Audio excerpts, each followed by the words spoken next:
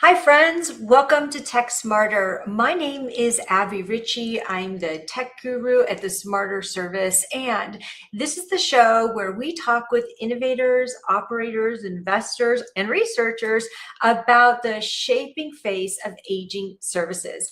It's a very innovative and exciting place to be. And before I bring my guest on, I want to first thank Leading Age Arizona for sponsoring this episode, as well as the Smarter Service for the production of the episode. And if you happen to be a senior living operator or a head of a caregiving service, we want you to reach out to us if you have any questions. We know that older adults have a lot of questions about their technology, and sometimes your staff, whether it's a caregiver or an adult child, just doesn't have the time or the capabilities to help them.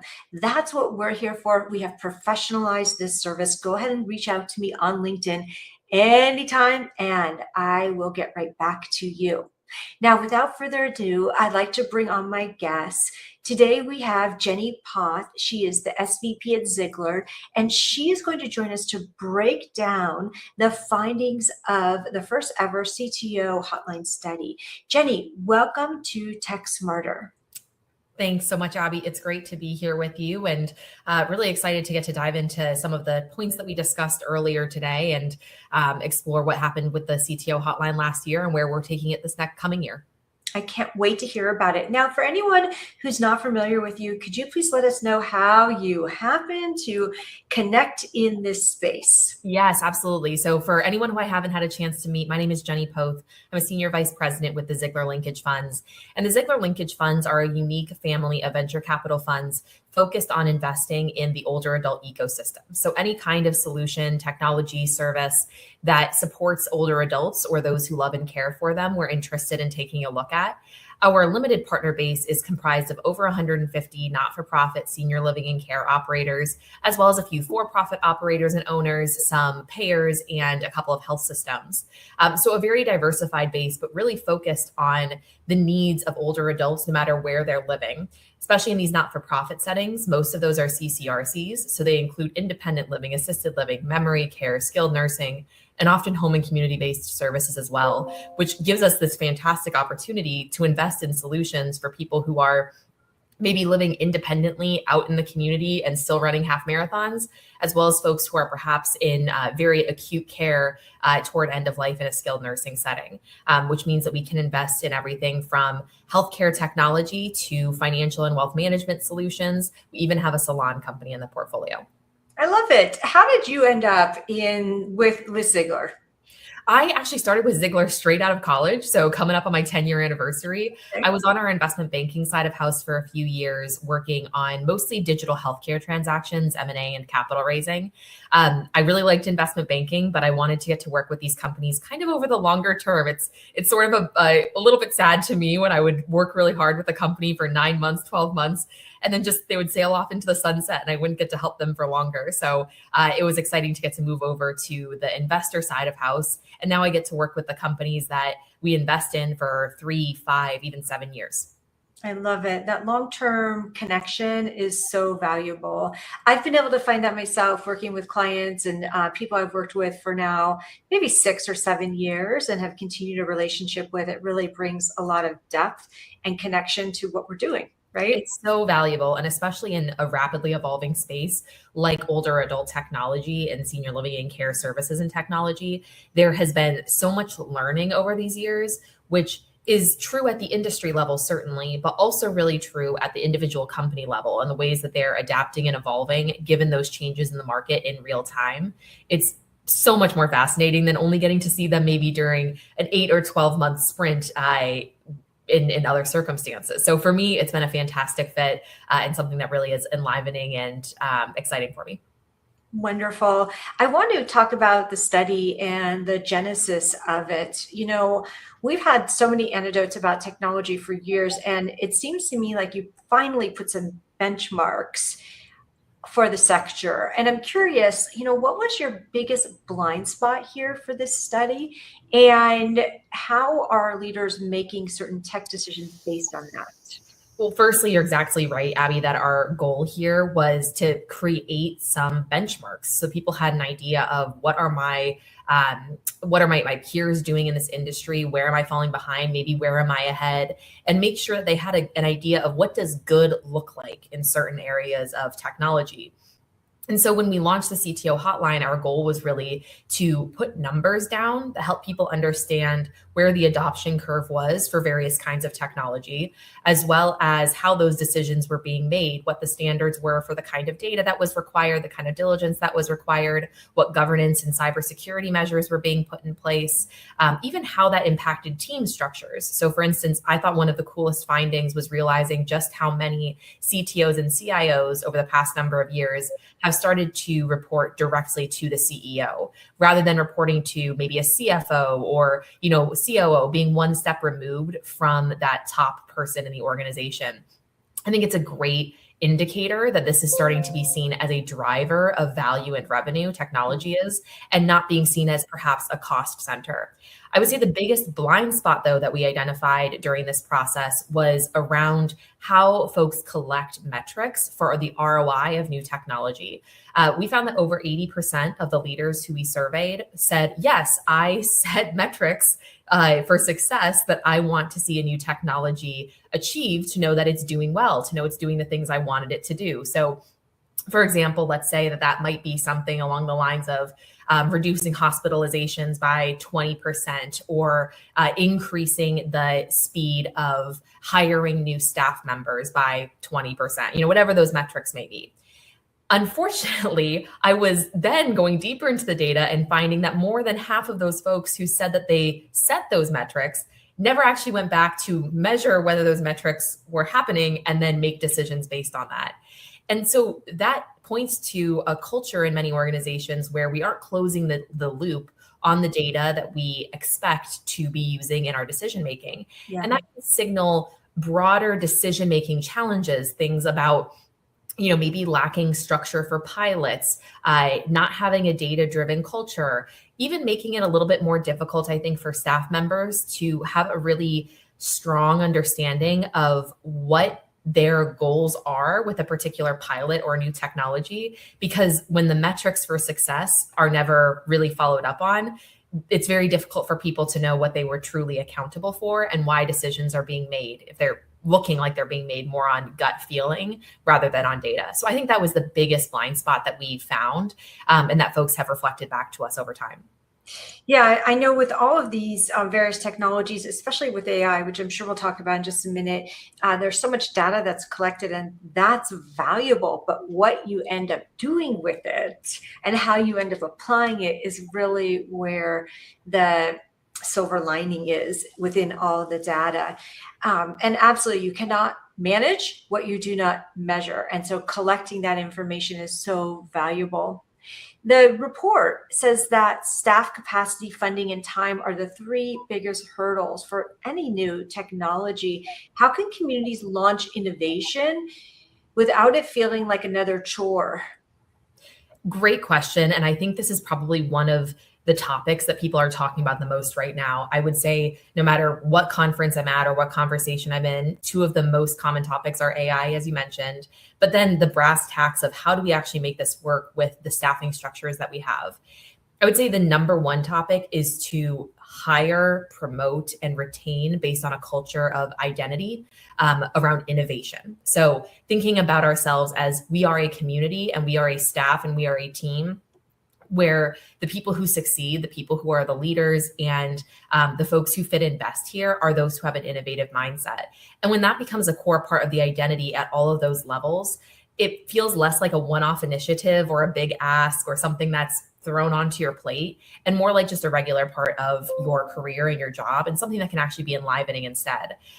So creating an open dialogue is a big part of that, making sure that staff recognize they have a way of providing feedback that is collected in a data-oriented format instead of just being sort of one-off comments that may or may not actually be part of long-term decision-making. I would also say it's really important to be transparent about the risks of using new technologies or any kind of innovation, whether that's workflow and services innovation or if it's a technology. being very transparent with your staff about what does this pilot look like? What are some of the risks that we're looking out for? What would be the phased approach to expanding it over time to ensure that we see risks as they come up? How would we respond to those risks? And if those responses don't work, kind of what's the backup plan? As well as understanding, hey, if this vendor gets sold, or maybe we're using a small company and perhaps they won't make it another couple of years, or the pilot just fails, having that kind of transparency helps people to understand, like, oh, I'm not the failure in this process. The point here was to see what we could test, what we could break, what would work, what wouldn't work.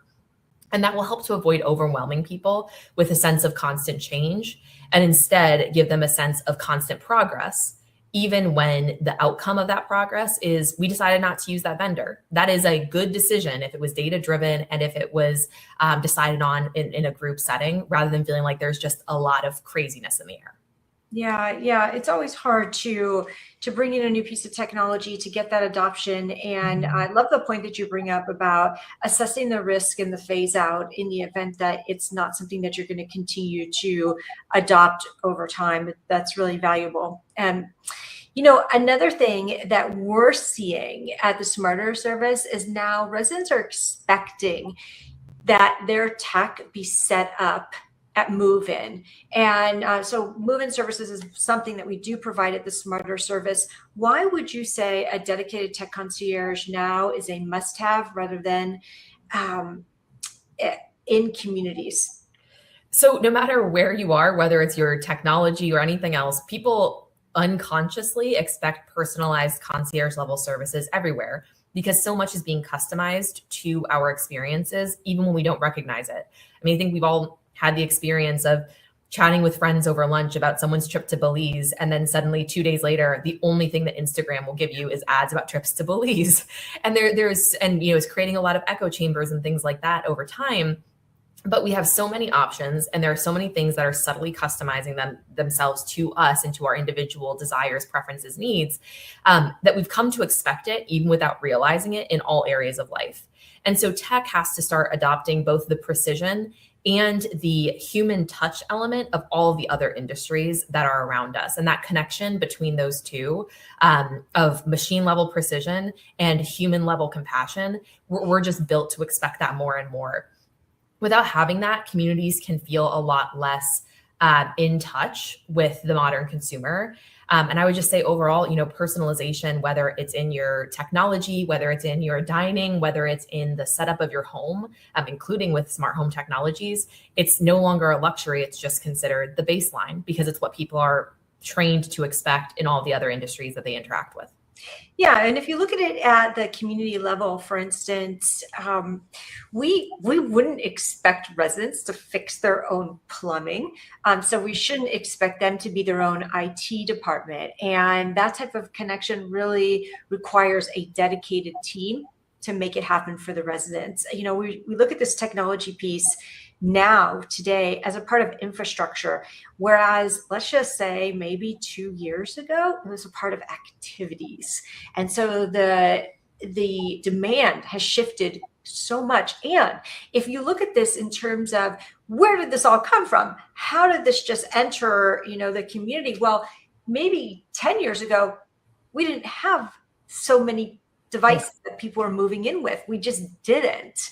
And then this desire, this need, this demand really started to accumulate over the past 5 or 6 years, for instance. And a lot of communities have just band-aided it together as best as they could. Yeah, I've seen some interesting data, and I'm not going to get the numbers spot on by any means, so don't hold me to this, but the trend will be correct, that it was describing the number of personal devices that individuals have by age group. And so, even a kid who's somewhere between the ages of like 1 and 5, 5 and 10, they may very well have an iPad that is 100% dedicated, or tablet of some kind that is 100% dedicated to their use. Perhaps they have siblings, and so it's more of like a half share, right, of that tablet. But that goes up over time, because then you start getting a cell phone, and maybe you have a smartwatch, and then maybe you have a personal laptop and a work laptop, and on and on and on. It never really came down, though. There was never a point where the trend started to reduce. It was just the trend goes up and then it stays flat. And so you have a lot of folks who are coming into your buildings now who have these services and technologies they don't feel they can live without. And I think this goes into something we were talking about with AI and operational transformation. This requires workflow redesign for us to bring all of these technologies into the meat, the core of our organizations. They're not just add-ons anymore. And in order for AI tools to actually be able to transform the way that we operate, as opposed to kind of being a fun little tool, one, I would leverage those small little wins, those fun little wins. If you or a staff member or a resident has had a great experience, I personally love ChatGPT because it helps me make my grocery list and like bump up recipes that I wasn't super thrilled with the first time I tried them. Those are fun little wins that get people on board to say, oh, I could trust it with this small thing. It's going to slowly get the momentum and the belief to become a larger part of my life. And I would also just say you really have to reinforce with your teams that your goal is to augment human services, not replace them. Part of doing that, and this goes into the staff trust as well, is starting to do a lot more concentrated work with your staff to identify what do you like doing and what do you hate doing. Because we're going to focus on we're intentionally going to focus on getting rid of the work that you have to do that you hate. And we're going to leave alone for now the stuff that you like doing. That's our partnership model for you. That's how we as leaders and you as our staff members, like that's a contract that we have, that we're prioritizing the stuff that you hate working on. And I think that really quickly starts to get people on board so you can scale from these quick wins into a brand new operating model that deeply incorporates AI. Yeah, I know that so many communities are using AI they're using tools like Copilot, but really very few of them are actually competent with more in-depth AI tools. And it sounds like the more education around the opportunities, like you mentioned, and targeting the things that you are least thrilled with doing, the more adoption there will be with AI. Yeah, I completely agree with that. And, I also think that within senior living and care, we feel this lack of maybe robust or widely dispersed AI acumen. However, some folks have said, what can we learn from other industries, right? And I would say that many other industries are actually in a very similar space of knowing this is going to change how we operate, but wondering how do we bridge the gap from today to that next future.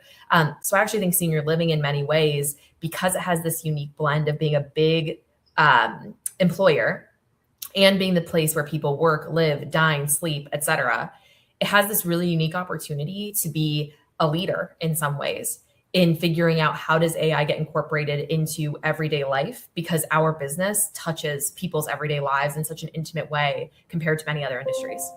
Yeah, it's such a good point, and one I honestly hadn't thought about for several years, even though I've been working in senior living now for about 8 years, is that the senior living community is open 24 hours, right? 24 hours, yeah. 24 hours a day. It's a part hotel, part hospital, and people are fully entrusting the staff to protect the residents' lives as they're living there. It is such a unique ecosystem that's occurring and so advanced with so many dynamic overlays that really and truly other industries can look at it to learn from it. However, I found that senior living moves slowly, like it is a slow burn. Have you found that also?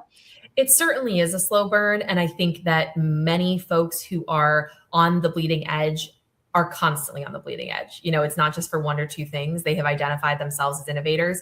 And again, this goes back to identity. What kind of culture have you built where it's not just the sort of frosting on the cake is innovation, but we baked into the cake in every decision we made, innovation as our core identity. I think that's really important.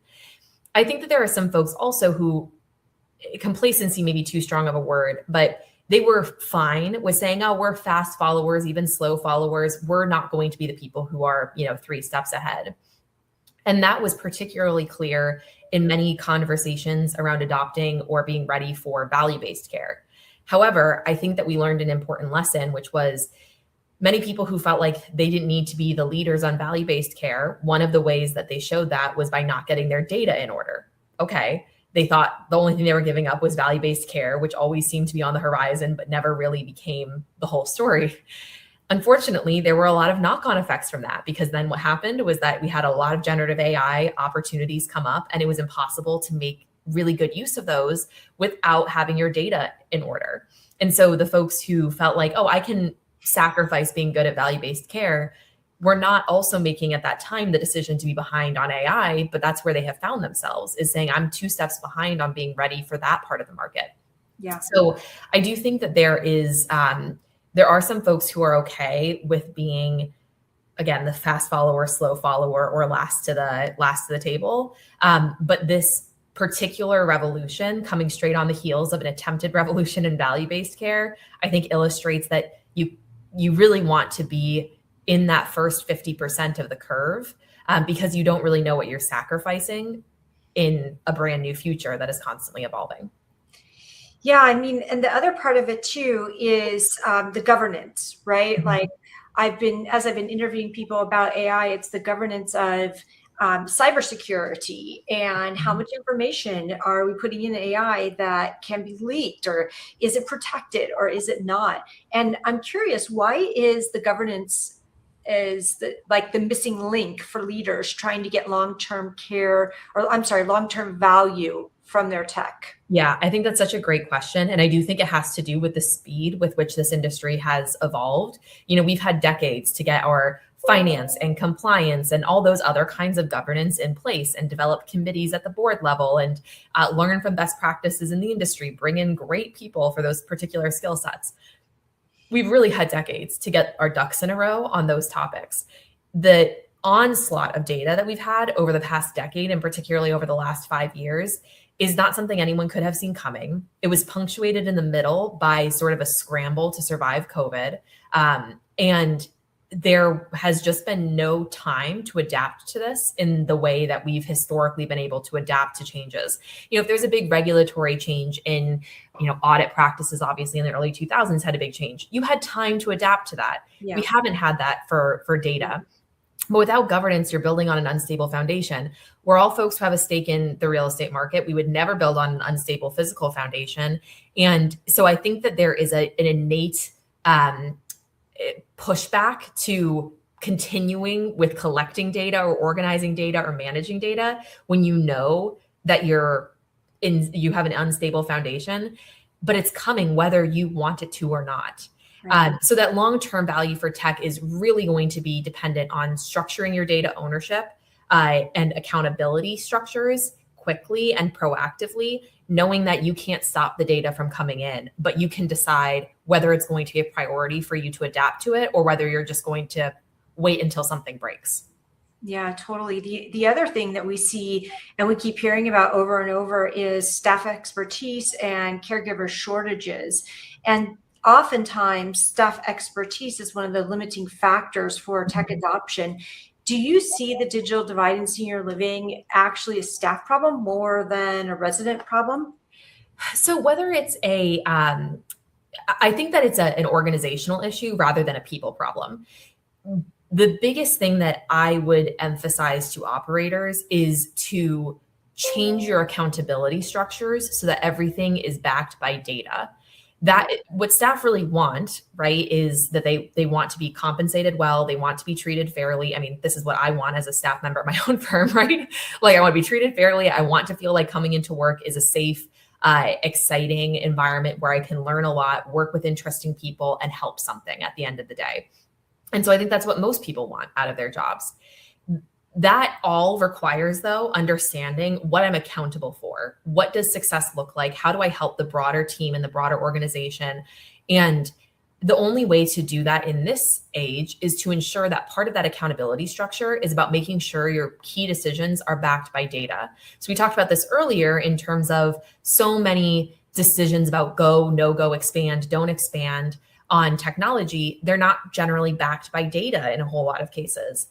We're putting out a bad message to the rest of our team if we are not at the top explaining our decisions, communicating our decisions, and demonstrating those really big decisions with that data element. Because why on earth then would I say, oh, the people at the top of my chain of the organization, if they're not using data, why would I ever learn to use data in the way that I communicate and rationalize my decisions?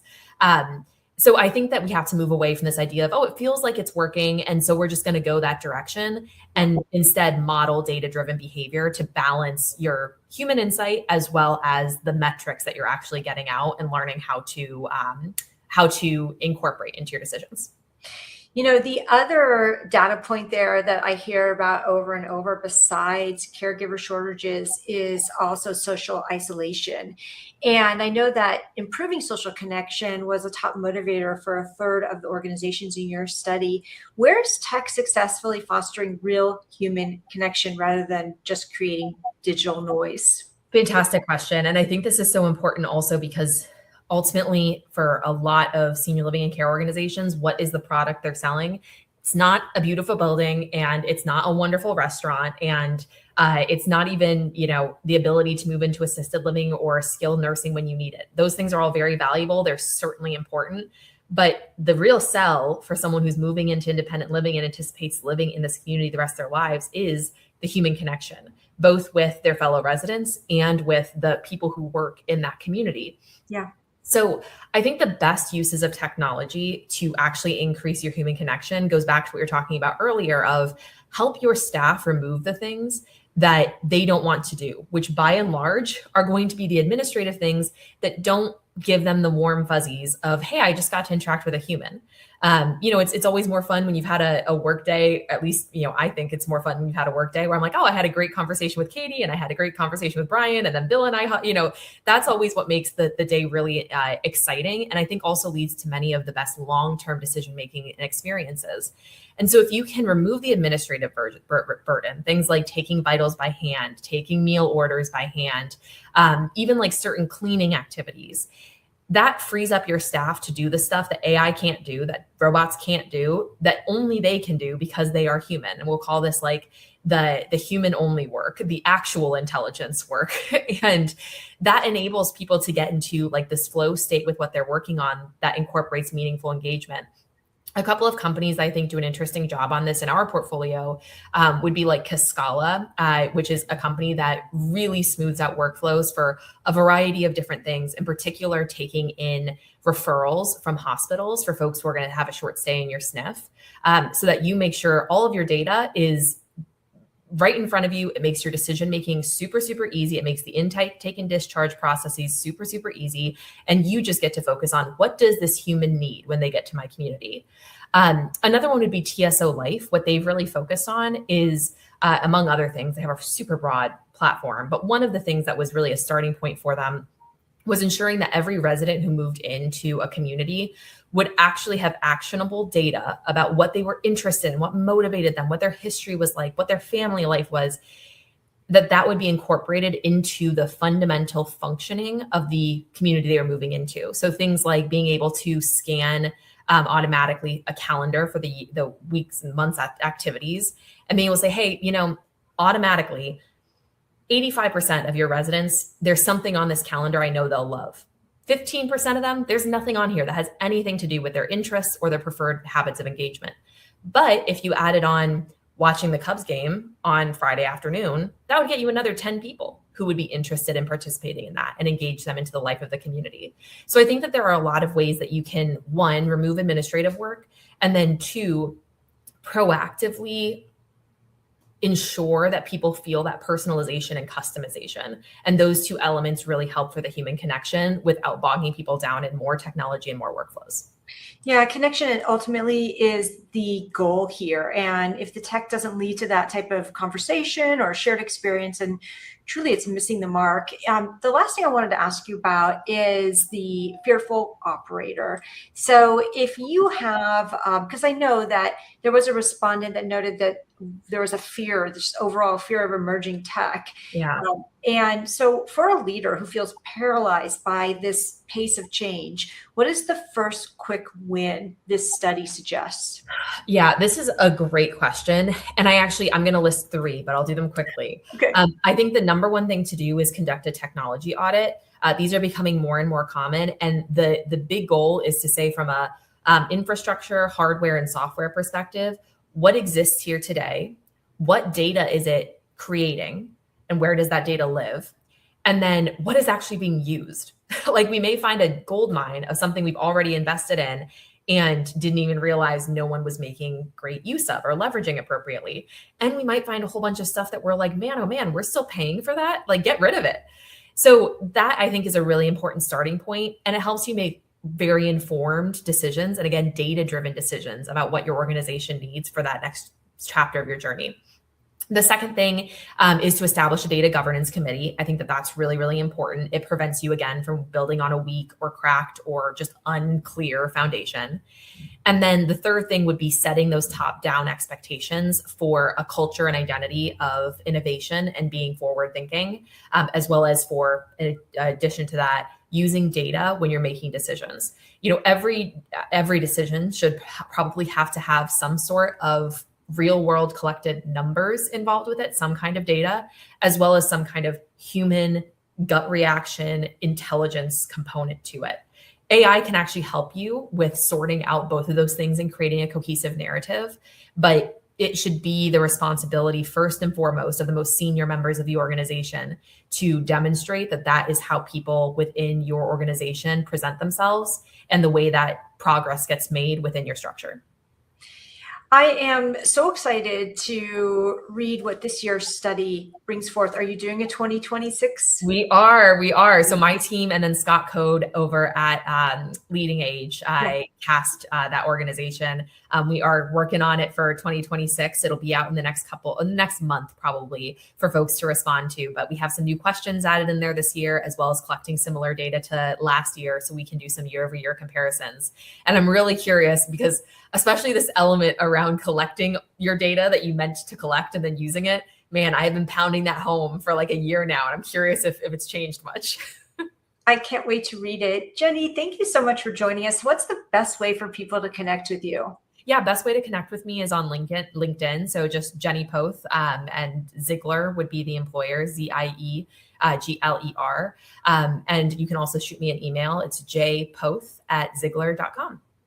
Wonderful. Thank you for joining us today. And for those of you who are participating in the chat, we thank you. You rock our world. Thank you so much. And thank you to Leading Age Arizona for sponsoring this episode. We'll see you all back here next week. Thank you, Abby.